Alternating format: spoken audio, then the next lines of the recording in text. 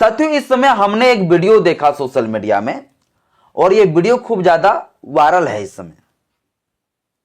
जिस वीडियो में दिखाया जा रहा है कि भारतीय संविधान बनाने में बाबा साहेब डॉक्टर भीमराव अंबेडकर जी से भी सबसे बड़ा किसी का योगदान रहा है तो वो सरदार पटेल का रहा है। यानी कि भारतीय संविधान निर्माता का जनक सरदार पटेल को कहे जाना चाहिए। इस प्रकार से जो है वीडियो अभी चल रहा है बहुत ज्यादा, यानी कि संविधान निर्माता का संज्ञा जो है सरदार पटेल को दे रहा है। और भारतीय जनता पार्टी इस समय जो है ना सरदार पटेल को बहुत बड़ा जो है राष्ट्रवादी नेता भी घोषित कर दिया है। आप लोग जानते हैं सबसे बड़ा दुनिया का ऊंचा प्रतिमा अगर किसी का बना है तो सरदार पटेल का बना दिया है। भारतीय जनता पार्टी के लोग जो है सरदार पटेल को जो है पूरा भगवान घोषित किए हैं। तो सरदार पटेल को आखिर भाजपा वाले जो क्यों भगवान घोषित किया है, और जो लोग इस प्रकार से बयान जो दे रहा है कि सरदार पटेल का योगदान संविधान निर्माण करने में रहा है, इस बात का कितना सच्चाई है। और अगर संविधान निर्माण में सबसे बड़ा योगदान अगर सरदार पटेल का रहा है तो सरदार पटेल को एससी एसटी लोगों के लिए, जो इस देश का दलित है, जो इस देश का जो पिछड़े हुए लोग हैं, उनके बारे में कितना बढ़िया सोच था सरदार पटेल का। सरदार पटेल जो है एससी एसटी हितों के लिए क्या क्या वो अधिकार दी, अधिकार नहीं दिए बल्कि अधिकार छीनते थे वो, लेकिन फिर भी जो है संविधान निर्माता का संज्ञा दे रहा है इसको। खैर साथियों, सब कुछ आज के इस वीडियो में बताऊंगा, चर्चा करेंगे डीपली से। बस मेरा छोटा सा अपील, इस वीडियो को शुरू से अंत तक जरूर देखिए। वीडियो अच्छा लगे तो लाइक करिएगा, चैनल पहली बार चैनल को सब्सक्राइब कर लीजिएगा, बेल आइकन पर प्रेस करिएगा ताकि जब भी वीडियो अपलोड करूं आपके पास नोटिफिकेशन पहुंचता रहे। साथियों, सरदार पटेल को इस समय जो है ना अगर संविधान निर्माण या संविधान निर्माता का अगर संज्ञा कोई दे रहा है तो इसका कई वजह है। वजह क्या है? तो वजह यह है कि इस भारतीय संविधान सभा में जो समिति बना, भारतीय संविधान सभा में जो समिति बना उसमें साथियों 21 लगभग समिति बना था, जिसमें से लगभग 4 से 5 समिति का अध्यक्ष जो है सरदार पटेल थे। और इसलिए जो है उन्हें संविधान निर्माता का लोग संज्ञा दे रहे हैं। लेकिन इस संविधान सभा में जो समिति बना, उस समिति का वो अध्यक्ष रहे, तो क्या वो संविधान बनाने में उन्होंने कई महत्वपूर्ण भूमिका दिया, या उनका काम सिर्फ एक क्लर्क की तरह था, एक प्यून की तरह था? मैं सरदार पटेल को तहे दिल से इज्जत करता हूं, मानता हूं। जो भी हमारे राष्ट्रभक्त हुए हैं, जो राष्ट्रवादी हुए हैं, मैं सभी को आदर करता हूं। लेकिन अगर कोई इस प्रकार से अगर फैलावे कि नहीं सरदार पटेल ने संविधान लिखा, तब तो मुझे साफ करना पड़ेगा ना। इसलिए मैं कुछ कुछ बोलूंगा ऐसे वर्ड, तो गुस्सा मत को हो जाना और आप अपने आप में आहत मत हो जाना कोई लोग। सरदार पटेल साथियों संविधान सभा में जो 21 समितियां बना, जिसमें से 3 से 4 समिति का जो वो अध्यक्ष थे, वो अध्यक्ष साथियों समिति का नाम मैं लिख देना चाहता हूं। उस समय आप राज्यों एवं रियासतों से परामर्श वाला समिति जो बना, उस समिति का अध्यक्ष थे सरदार पटेल। दूसरा साथियों अल्पसंख्यकों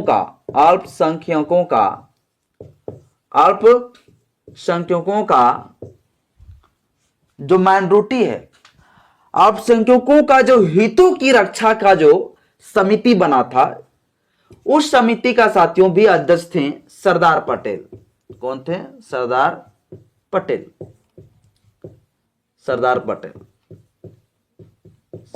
पटेल।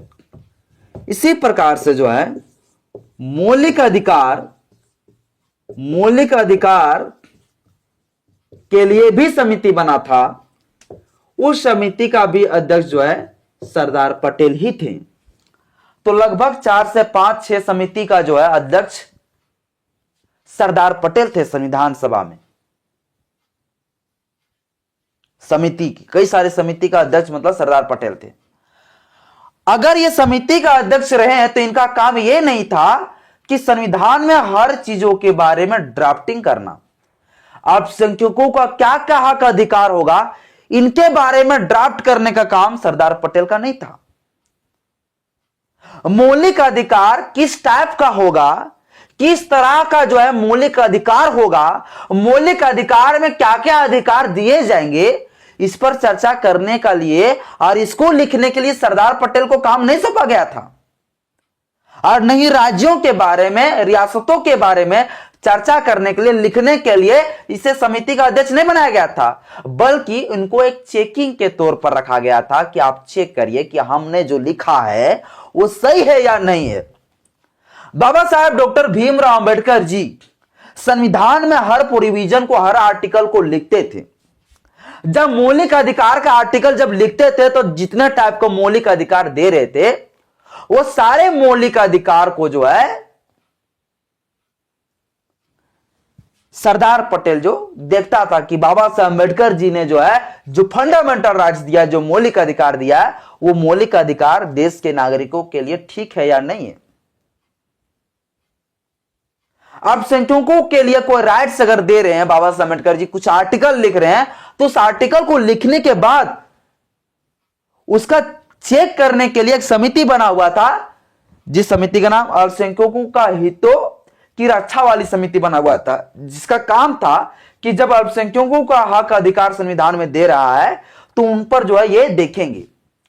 मौलिक अधिकार जब देश के नागरिकों को दे रहा है तो जो है सरदार पटेल देखेगा। राज्यों के बारे में कोई प्रोविजन कर रहा है, आर्टिकल लिख रहा है, तो उनके बारे में वो देखेगा। सिर्फ उनको देखना था, ना कि उनको आर्टिकल लिखना था। उन्हें ज्यादा दिमाग लगाने की कोई जरूरत नहीं। इस प्रकार से साथियों सरदार पटेल का भूमिका था।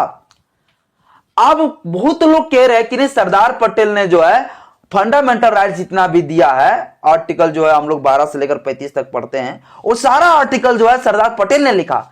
ये सारा सर झूठ है। अगर कोई ऐसा फैला रहा है और बोल रहा है तो ये क्या है? झूठ है। आर्टिकल तो बाबा साहब अम्बेडकर जी लिखते थे, ड्राफ्टिंग कमेटी का अध्यक्ष बाबा साहब अम्बेडकर जी थे। किस प्रकार से फंडामेंटल राइट्स होना चाहिए वो बाबा साहब अम्बेडकर जी सोचते थे और बाबा साहब अम्बेडकर जी लिखते थे। और बाबा साहब अम्बेडकर जी ने जितने भी फंडामेंटल राइट्स को जो दिया, जो लिखा, बहुत लोग कहते हैं अमेरिका से लिया, फलाना देश से लिया, फलाना ढकना देश से लिया, लेकिन मैं आपको बता दूं कि बाबा साहब अम्बेडकर ने जितने भी राइट्स, जितने भी अधिकार दिए ना, अधिकतर जो है बाबा साहब अम्बेडकर जी जो है तथागत बुद्ध का जो ग्रंथ है, त्रिपिटक है, बौद्ध धर्म का जो है जो उपदेश है, बौद्ध धर्म में जिस प्रकार से बताया गया है, बंधुता, करुणा, समता, इन सब चीजों पर साथियों जो आधारित है, ये इन सब चीजों से जो है हमें फंडामेंटल राइट्स को दिया गया है। वरना आप विदेश में आज की देखिए, आज जाके अन्य देशों में जाके देखिए, वहां आज भी कानून बराबर नहीं है। भारत में क्या है? आर्टिकल 14 कहता है इक्वालिटी बिफोर लॉ, कानून सबके लिए बराबर है। अगर कार को चला रहे हैं, बाइक को चला रहे हैं, तो मेरे लिए भी ड्राइविंग लाइसेंस जरूरी है। अगर प्रधानमंत्री चलाएगा तो उनके लिए भी ड्राइविंग लाइसेंस जरूरी है। जो इंदिरा गांधी के समय में आप लोग देखे होंगे कि इंदिरा गांधी के ऊपर भी चालान काटा था। हालांकि देश में जो है कानून बनाने का अधिकार संसद के पास है, विधानसभा के पास है, लेकिन जो कानून सांसद और विधानसभा जो बनाएगा उसी कानून के तहत उन्हें जेल भी जाएगा। तो कानून हमारा देश में क्या है? बराबर है। आज देखिए कई सारे देशों में कानून बराबर नहीं है, कि जहां से आप लोग कहते हो ना कि वहां से फंडामेंटल राइट्स लिए, वहीं पर मौलिक अधिकार आज सुरक्षित नहीं है। वहां पर वो मौलिक अधिकार है ये नहीं है जो यहां के देश के नागरिकों को मिला है। तो फिर उस देश से संविधान, उस देश का जो है फंडामेंटल राइट्स बाबा साहब अम्बेडकर जी ने कैसे लिया? बाबा साहब अम्बेडकर जी ने साथियों तथागत बुद्ध के ग्रंथ से, तथागत बुद्ध का जो उपदेश है, तथागत बुद्ध ने जो हमें दिया ज्ञान, तथागत बुद्ध ने जो बताया कि भारत के लोग, हम सभी मनुष्य एक समान है, एक जैसा है, उच्च नीच नहीं होना चाहिए, भेदभाव नहीं होना चाहिए, लोगों का जीवन जीने का अधिकार होना चाहिए, जितने सारे फंडामेंटल जो राइट है ना, ये सारे फंडामेंटल राइट जब आप तथागत बुद्ध का जब आप किताब पढ़ेंगे, आप त्रिपिटक पढ़ेंगे, या तो फिर आप बाबा साहब अम्बेडकर जी के द्वारा जो लिखे गए किताब है बुद्धा एंड हिज धम्मा, तो आपको पता चलेगा कि वो सारे वहीं से जो है ये सब कुछ लिए हैं फंडामेंटल राइट्स। तो सरदार पटेल का काम भैया फंडामेंटल राइट्स को लिखना नहीं था, ना ही अल्पसंख्यकों के बारे में आर्टिकल लिखना था, बल्कि उनको देखना था, बस इतना ही काम था। मैं आपको बता दूं जानकारी के लिए कि सरदार पटेल और बाबा साहब अम्बेडकर के बीच में आरक्षण को लेकर बड़ा ही कड़ी बहस हुआ और अंत में बाबा साहब अम्बेडकर जी ने कह दिया था कि मैं संविधान सभा का मेंबर नहीं रहूंगा, मैं संविधान सभा से इस्तीफा देता हूं। अगर हमारे एससी एसटी लोगों को आरक्षण नहीं मिला सरकारी नौकरियों में, सार्वजनिक जगहों पर, शिक्षा में, तो मैं संविधान सभा में नहीं रहूंगा, मैं अपना संविधान सभा से अपना पद की इस्तीफा देता हूं। ये साथियों सरदार बाबा साहब अम्बेडकर जी सरदार पटेल को कहते हैं, पूरा संविधान सभा में बोलता है अम्बेडकर जी। और सरदार पटेल का कहना था कि भूल जाओ कि अछूतों के साथ कुछ हुआ था। सरदार पटेल अम्बेडकर जी को कहते हैं कि अम्बेडकर आप भूल जाइए कि अछूतों के साथ कुछ हुआ था, अब हम लोग एक समान की तरह, एक समान जैसा चलेंगे। और बाबा साहब अम्बेडकर जी ने सरदार पटेल से कहा कि कैसे भूल जाएं, किसे भूल जाएं, हम लोगों के साथ जिस प्रकार से आप लोगों ने अत्याचार शोषण किया है, उसके वजह से हम लोग जो है अभी 1000 साल तक और हम लोग नहीं बढ़ पाएंगे आगे, और आप लोगों का बराबरी नहीं कर पाएंगे। और आप कहते हैं कि बिना रिजर्वेशन का हम लोग जो है आगे बढ़ जाएंगे, आपके बराबर में आ जाएंगे। बिल्कुल भी नहीं आ पाऊंगा। हमें रिजर्वेशन चाहिए अपने लोगों को जो है जगह पे लाने के लिए, आप लोगों के बराबरी में लाने के लिए मुझे रिजर्वेशन देना है, देना है, देना है। बाबा साहब अम्बेडकर जी ने संविधान सभा में बोला इस तरह से। लेकिन सरदार पटेल का कहना था कि नहीं, भूल जाओ कि अछूतों के साथ कुछ दुख हुआ था। किसी का सर काट लोगे और कहोगे सॉरी। और सरदार पटेल साथियों इस प्रकार से विरोध कर दिया कि नहीं, रिजर्वेशन मिलेगा ही नहीं। अंत में साथियों सहमति बना और शिक्षा में, नौकरियों में रिजर्वेशन हम लोग को मिल गया। तब बताइए एससी एसटी के बारे में कितना वो अधिकार के बारे में सोचते थे, एससी एसटी के बारे में कितना हितों के बारे में सोचते थे सरदार पटेल। इसके बाद साथियों अब आया लोकसभा में रिजर्वेशन की चर्चा। लोकसभा में रिजर्वेशन होना चाहिए कि नहीं होना चाहिए, राज्यों की विधानसभा में रिजर्वेशन होना चाहिए कि नहीं होना चाहिए, अब इस पर चर्चा होना शुरू हुआ।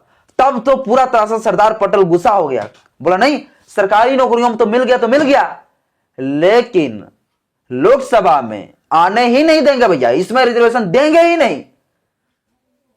यानी कि नौकरियों में तो मिल गया किसी तरह से, लेकिन नेता, मंत्री, सांसद, विधायक ये बनने नहीं देंगे तुम लोगों को। इसलिए सरदार पटेल ने कहा कि हम जो है लोकसभा में कोई निर्वाचन क्षेत्र में कहीं भी रिजर्वेशन की व्यवस्था हम नहीं करेंगे, सब एक समान है। यह सरदार पटेल ने कहा।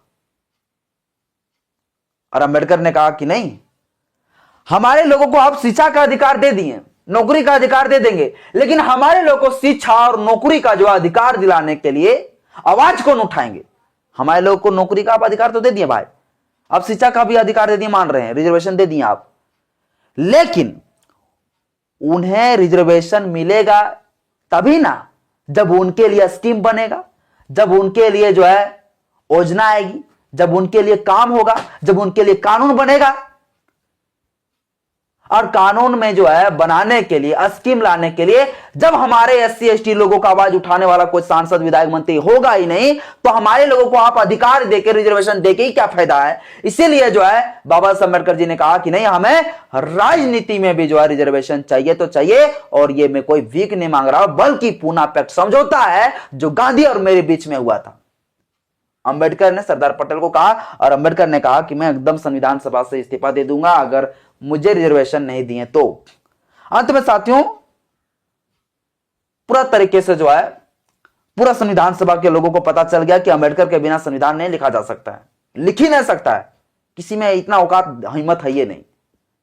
अंत में बाबा साहब अम्बेडकर जी को बात को मानना पड़ा और फिर जाके जो है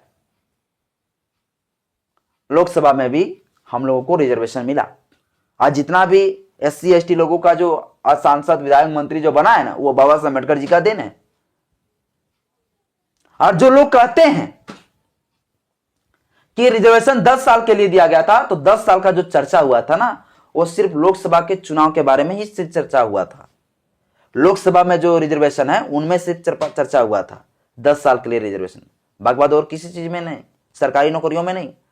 और 10 साल के बाद अगर इसमें चुनाव में भी अगर रिजर्वेशन की बात हुआ था, तो ये नहीं बोला था कि 10 साल के बाद खत्म हो जाएगा, देखा जाएगा अकॉर्डिंग टू सिचुएशन कि छुआछूत, जात पात, अस्पृश्यता खत्म हो रहा है कि नहीं हो रहा है, समाज में सब कुछ ठीक ठाक चल रहा है कि नहीं, तब, वरना नहीं किया जाएगा रिजर्वेशन खत्म। तो इस प्रकार से साथियों सरदार पटेल हम लोगों को अधिकार देने से रोकते थे, और इसे कहते हैं कि नहीं ये संविधान निर्माता है, संविधान निर्माण करने में बहुत बड़ा इसका भूमिका था। तो बताइए कितना बड़ा इसका भूमिका रहा होगा। और मैं आपको बता दूं कि जब भारत का संविधान बनकर तैयार हुआ, जब प्रथम बार चुनाव हुआ लोकसभा का, इसके बाद हमारा सरकार बना, पंडित जवाहरलाल नेहरू प्रधानमंत्री और उप प्रधानमंत्री सरदार पटेल, गृह मंत्री सरदार पटेल हमारे स्वतंत्र भारत का पहला मंत्री, यही लोग थे।